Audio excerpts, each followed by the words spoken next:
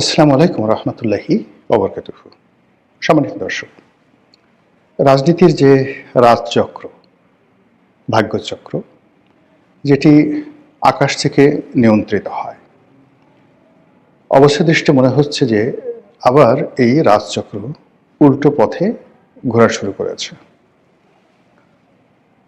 আপনারা যদি গত 17 মাসের এই যে রাজনীতির যে পট পরিবর্তন, রাজনীতির স্রোত, বিভিন্ন পক্ষে বা বিপক্ষে যে জনজোয়ার, এগুলো যদি লক্ষ্য করেন আপনি দেখবেন যে বাংলাদেশের একটি ঘটনা, ইতিবাচক একটি ঘটনা, কোনো আবেগ, রাজনীতির জোয়ার বা সম্ভাবনা, এর কোনোটি কোনো ব্যক্তির বা কোনো দলের কর্ম দ্বারা সৃষ্টি হয়নি। অদ্ভুত অদ্ভুত সব ঘটনা ঘটল এবং এক একটা নতুন নতুন পরিস্থিতি তৈরি হলো।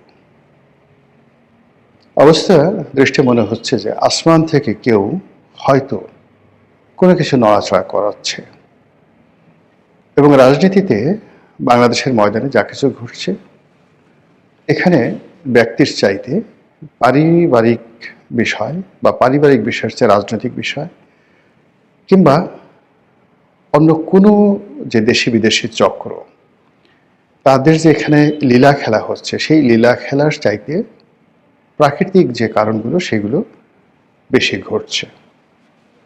আপনি বুকে হাত দিয়ে একবার একটু চিন্তা করুন যে আওয়ামী লীগের পতন বা শেখ হাসিনার যে বাংলাদেশ থেকে দিল্লি গমন, এটা আপাত দৃষ্টিতে আমরা গণ অভ্যুত্থানকে মনে করি, কিন্তু যদি 5 তারিখ দুপুর পর্যন্ত আপনি যারা রাজপথে ছিলেন তাদেরকে জিজ্ঞাসা করুন এবং আপনি যা দেখেছেন সেটির সঙ্গে মেলান, মনে হবে যেন স্বয়ং আল্লাহ রাব্বুল আলামিন ঘটনাটা ঘটিয়ে দিয়েছেন।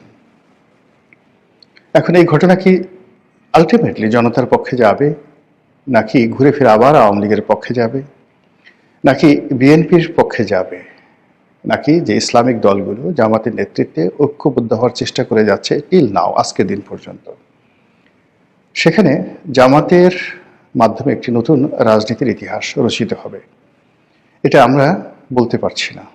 কেন বলতে পারছি না? প্রায় প্রতিদিনই একটার পর একটা ঘটনা ঘটে যাচ্ছে এবং গতকালকের ঘটনার ফলে আজকে যে পরিবেশ এবং পরিস্থিতি তৈরি হচ্ছে, এটি মুহূর্তের মধ্যে উল্টে যাচ্ছে। যেমন ধরুন, আগস্ট মাসের 5 তারিখে ডক্টর মোহাম্মদ ইউনূস তখনও দেশের বাইরে, তো ওনার কপালে যে রাজটিকা আছে আমরা এটা জানতাম না। আবার উনি যাদেরকে মনোনয়ন দিয়েছেন, যাদেরকে উপদেষ্টা বানিয়েছেন, এ সকল মানুষদের কপালে যে রাজটিকা ছিল তা আমরা কেউ কল্পনা করতে পারিনি। যেমন ধরুন, ছাত্রদের মধ্য থেকে 2 জন উপদেষ্টা হলেন,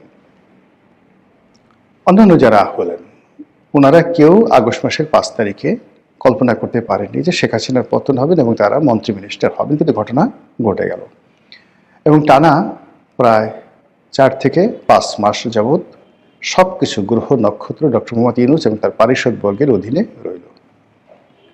এরপর সৌভাগ্যের যে চাকা, এটি জামাতের পক্ষে চলে গেল 2025 সনের জানুয়ারি থেকে। স্কুল, কলেজ, মাদ্রাসা, পথ ঘাট, মাঠ, শিক্ষালয় থেকে শুরু করে সব জায়গাতে শুধু জামাত এবং জামাত, এবং এটির 2টো অংশ। প্রথম অংশ হলো এনসিপি আর নেপথ্যে জামাত। এভাবে চলল প্রায় 4 থেকে 5 মাস।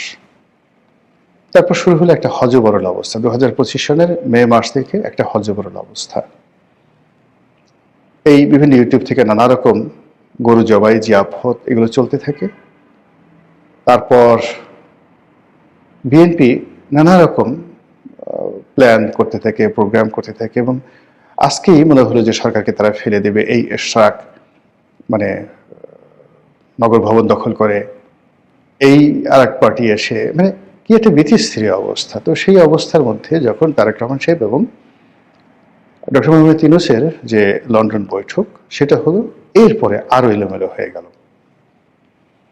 এনসিপি একভাবে চলে, জামাত একভাবে চলে, বিএনপি একভাবে চলে, ডক্টর মোহাম্মদ ইউনূসের যমুনা একভাবে চলে, এমনকি সেনাবাহিনীর সঙ্গে ডক্টর ইউনূসের সম্পর্ক, জামাতের সম্পর্ক, তারপরে তারেক রহমান সাহেবের সম্পর্ক যে আসলে কেমন, এই জিনিসটি কিছুতেই আন্দাজ করা যাচ্ছিল না। ঠিক এইরকম যে একটি হযবরল অবস্থা, সেই অবস্থার মধ্যে ওসমান হাদি উনি নিহত হলেন। ওসমান হাদি নিহত হওয়ার পর সবাই বলে এই পুরো যে পরিবেশ পরিস্থিতি, মানে হত্যাকাণ্ডের পর যা কিছু ঘটেছে তার পুরোটাই জামাত এবং এনসিপির ফেভারে গিয়েছে। কিন্তু ওভার অ্যাক্টিং করতে গিয়ে তারা যে বিষয়গুলো তারা ফেভারে আনতে পারতো, সেই জিনিসগুলো তাদের জন্য বুমেরাং হয়ে গেছে। যেমন ডেইলি স্টারের আক্রমণ, প্রথম আলোর আক্রমণ, এটাকে আসলে হজম করা যায়নি। তো এই অবস্থা যখন চলছে, ঠিক সেই সময়টাতে নাটকীয়ভাবে জনাব তারেক রহমান সাহেব ঘোষণা দিলেন তিনি বাংলাদেশে আসবেন। আর উনি 25 তারিখে আসার পর থেকে আজকের দিন পর্যন্ত, আমি এই ভিডিওটি করছি জানুয়ারি মাসের 7 তারিখে, তাহলে অলমোস্ট প্রায় 2 সপ্তাহ ধরে পুরো রাজনীতির যে ময়দান, এটি এখন বিএনপির দখলে। বাংলাদেশে এখন বিএনপির যে গ্রহ নক্ষত্র আজকের দিন অনুযায়ী মনে হবে যে এখনই নির্বাচন হয়ে যাওয়া উচিত, এবং তারেক রহমান সাহেব এই মুহূর্তে বাংলাদেশের প্রধানমন্ত্রী। তিনি যেখানে যাচ্ছেন, সানাই বাজছে, নহবত বাজছে, তার কাছে যারা যাচ্ছেন তাদেরকে একজন প্রধানমন্ত্রীর সঙ্গে দেখা করতে যে রাষ্ট্রীয় প্রোটোকল রক্ষা করতে হয়, যে সিকিউরিটি পাস নিতে হয়, বা যে ধরনের যাকে বলা হয় সতর্কতা অবলম্বন করা হয়, যারাই সেখানে গেছেন, হাজার হাজার কোটি টাকার মালিক যমুনা গ্রুপের চেয়ারম্যান, সাবেক এমপি, সাবেক মন্ত্রী সালমা থেকে শুরু করে তার দলের যারা একেবারে আপনজন, তারা যারা সহযোগী রয়েছেন, সেটা ভিপি নুরুল হক নুরু বা অন্যান্য যারা, মাহমুদুর রহমান মান্না, যারা দেখা করেছেন, সবাইকে একই প্রক্রিয়ার মধ্যে দিয়ে যেতে হয়েছে। অ্যাজ ইট ইজ তারা একজন প্রধানমন্ত্রীর সঙ্গে দেখা করছে।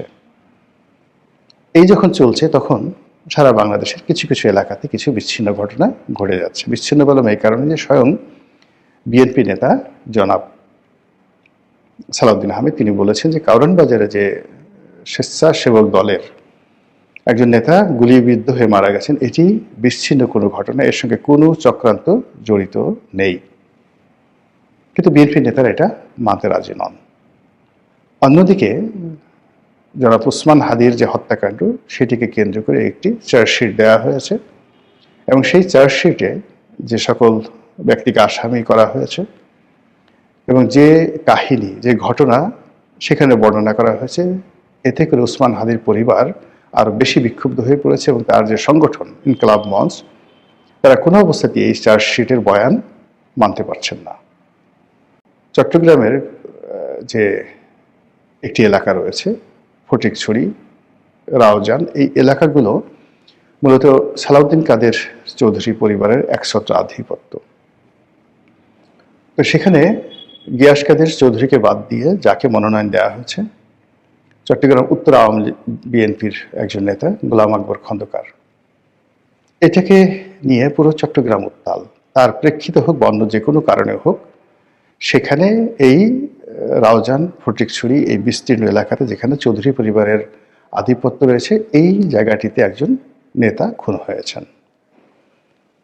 এর বাইরে রাজশাহী, চাঁপাইনবাবগঞ্জ থেকে শুরু করে বিভিন্ন এলাকা থেকে যে সকল খবর আসছে, সেই খবরগুলোকে আপনি যত বিচ্ছিন্ন বলার চেষ্টা করেন, কিন্তু একটির সঙ্গে অপরটি যদি মিলিয়ে দেন, তাহলে আপনি বুঝতে পারবেন যে বিএনপির ভাগ্যাকাশে যে সৌভাগ্যের পূর্ণিমার চাঁদ এই গত 15 দিন ধরে আলোক বর্ষণ করছিল, প্রভা দিচ্ছিল, প্রভা বিকিরণ করছিল, সেটি থমকে গেছে।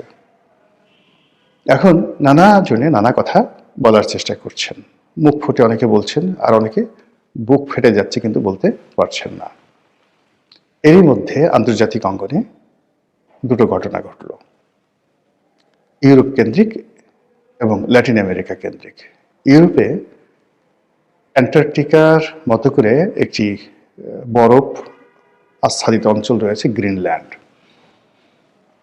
যেটি ডেনমার্কের সম্পত্তি দীর্ঘদিন ধরে, এবং এটার সঙ্গে ইউরোপের যাকে বলা হয় একটা প্রেস্টিজ জড়িত পুরো ইউরোপের, শুধু এটা ডেনমার্কের সম্পত্তি না, এখন এটা ডোনাল্ড ট্রাম্প দখল করতে চাচ্ছেন। এটা নিয়ে ইউরোপের সঙ্গে তার বাকবিতণ্ডা। এরপর ল্যাটিন আমেরিকাতে যদি যান বা দক্ষিণ আমেরিকাতে যদি যান, সেখানে ভেনেজুয়েলার প্রেসিডেন্টকে ধরে আনার পর মার্কিন যুক্তরাষ্ট্রে যা কিছু হচ্ছে, যুক্তরাষ্ট্রের বাইরে যা কিছু হচ্ছে এবং পুরো ল্যাটিন আমেরিকাতে যা কিছু হচ্ছে, ব্রাজিল থেকে শুরু করে বড় বড় দেশগুলো যেভাবে আমেরিকার সাম্রাজ্যবাদের বিরুদ্ধে ফুঁসে উঠেছে, অবস্থা দৃষ্টে মনে হচ্ছে যে মাদুরোর বিষয়ে যুক্তরাষ্ট্রকে এটা সমঝোতায় যেতে হবে এবং তাকে পিছু হটতে হবে। আর এই মাদুরোর এই ঘটনার সঙ্গে সঙ্গে মিস্টার ডোনাল্ড ট্রাম্প নতুন করে ভারতের উপর খড়গ স্থাপন করেছেন। গত 1 বছর ধরে ভারতের সাথে সম্পর্ক স্থাপন, পুনঃস্থাপন, সম্পর্ক নষ্ট, এগুলো নিয়ে নানা রকম নাটক হয়েছে। সেই নাটকের প্রেক্ষিতে ডোনাল্ড ট্রাম্পও চেষ্টা করেছেন, মিস্টার নরেন্দ্র মোদীও চেষ্টা করেছেন, কিন্তু শেষ অবধি হয়নি। এর কারণ হলো স্বার্থের যে বিষয়টি, এটি উভয় পক্ষের জন্য জীবন মরণ সমস্যা। ভারতের অর্থনীতি এখন যেভাবে রাশিয়ান তেলের উপরে নির্ভর করছে, আমেরিকার দাবি মতো কোনো অবস্থাতেই তারা রাশিয়ার তেল কেনা বন্ধ করতে পারে না। আবার অন্যদিকে রাশিয়ার সঙ্গে ভারতের যে সম্পর্কটি রয়েছে, এই সম্পর্কটির মধ্যে যদি একটা বিচ্ছেদ ঘটানো না যায়, এটি আমেরিকার পক্ষে হজম করা কোনো অবস্থাতেই সম্ভব নয়।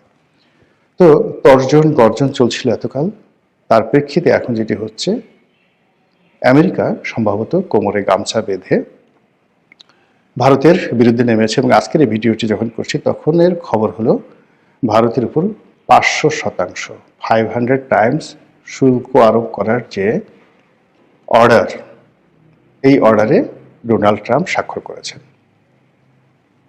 কাজেই ভারত এবং আমেরিকার যে সম্পর্ক নষ্ট হয়ে গেল দিল্লির সাথে, এখন সঙ্গত কারণেই বাংলাদেশ দিল্লির পরিবর্তে ঢাকা, দিল্লির পরিবর্তে ইসলামাবাদ আমেরিকার জন্য একটা সেফ, যাকে বলা হয় টার্নিং পয়েন্ট হয়ে যাবে।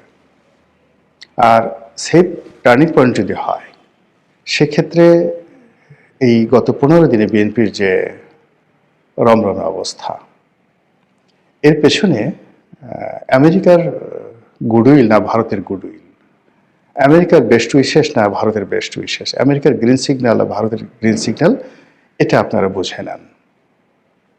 আর সেক্ষেত্রে যেটি হচ্ছে, যদি বিএনপির সঙ্গে আমেরিকার গ্রিন সিগন্যাল থাকে, সেক্ষেত্রে ভারত তার শত্রু হয়ে যাবে এবং ভারত ডক্টর মোহাম্মদ ইউনূসকে কাছে টেনে নেবে।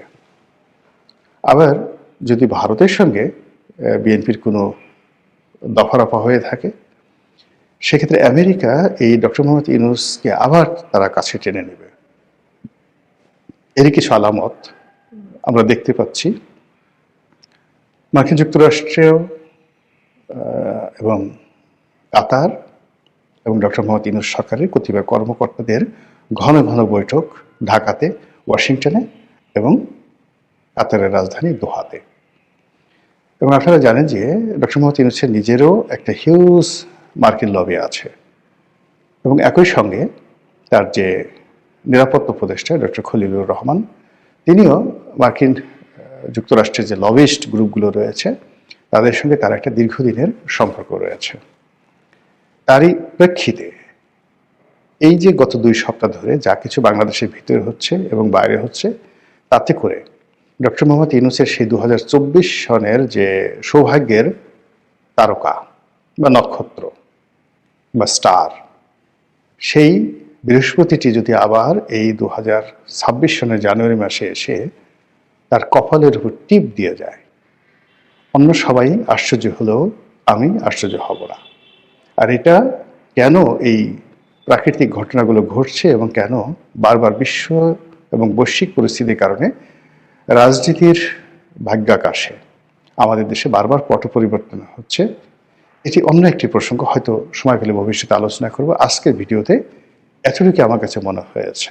মহান আল্লাহ আমাদের সবাইকে হেদায়েত দান করুন এবং হেফাজত করুন। আসসালামু আলাইকুম ওয়া রাহমাতুল্লাহি ওয়া বারাকাতুহু।